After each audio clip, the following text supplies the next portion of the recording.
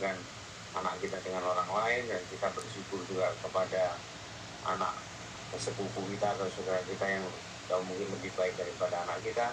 Sementara juga kita juga memberikan pengertian kepada anak kita bahwa penilaian seorang anak bukan berdasarkan prestasi, dan saya pikir itu memang perlu ditanam, ditaburkan, dikatakan, disampaikan ya.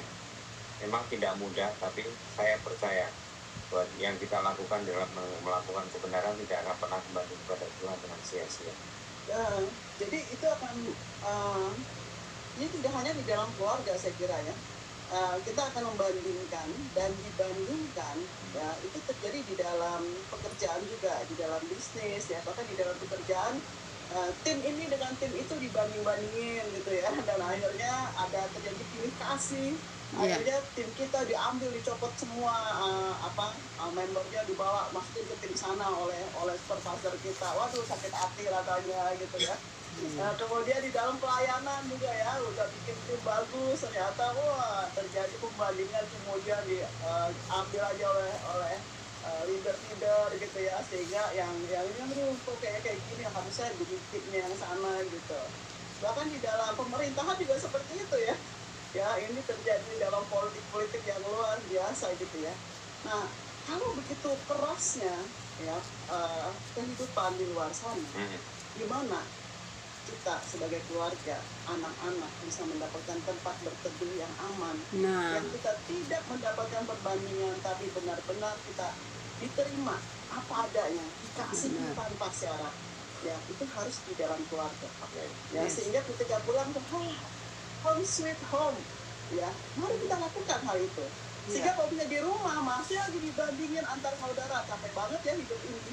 Ya, jadi hal yang pertama yang kita harus temukan adalah saat teduh di dalam Kristus. Ya, ketika kita datang pada Tuhan, kita merasakan Tuhan, Engkau menerima aku apa adanya, itu harus dapat dulu secara pribadi. Ya, sehingga ketika God is enough, ya, sekalipun aku tidak mendapatkan itu dalam keluarga aku, orang tua aku tidak melakukan hal itu juga ya, menerima aku tanpa syarat, ya, aku dibanding-bandingin, kita tetap waras lah istilahnya, kita tetap utuh dan berharga oleh karena kita memiliki Kristus. Tapi kita juga mau anak-anak kita pun sehat oleh karena kita sadar, nah, dia di dalam keluarga ini tidak perlu menjadi seseorang yang lain. Kamu adalah kamu dan aku sayanglah kamu apa adanya. Ya, begitu. Ya, jadi tidak bisa diputus memang ya, itu terjadi di semua lini kehidupan. Ya, semua. Oke, thank you. Rika, silakan. Ada yang raise hand tuh. Iya, Pak Joshua, silakan Pak Joshua. Ya, terima kasih Bu Rika, Bu Susi. Shalom, selamat pagi.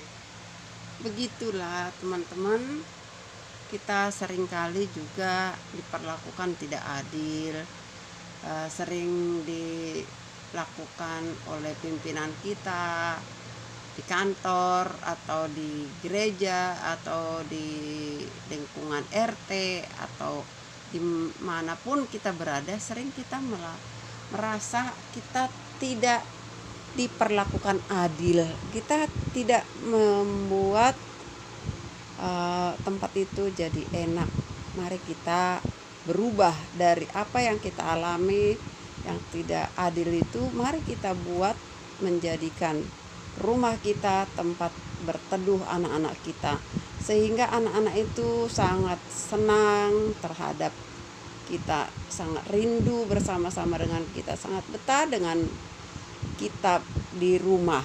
Jadi rumah itu tempat berteduh dari segalanya, dari segala pikiran-pikiran yang di luar sana mungkin kita tidak dapatkan, tapi mari kita selalu membuat dia bahagia, dia diterima, dia diampuni, dia dikasihi dan diperlakukan dengan adil, sehingga semuanya akan aman, jiwanya tetap tenang, jiwanya selalu penuh kepercayaan diri.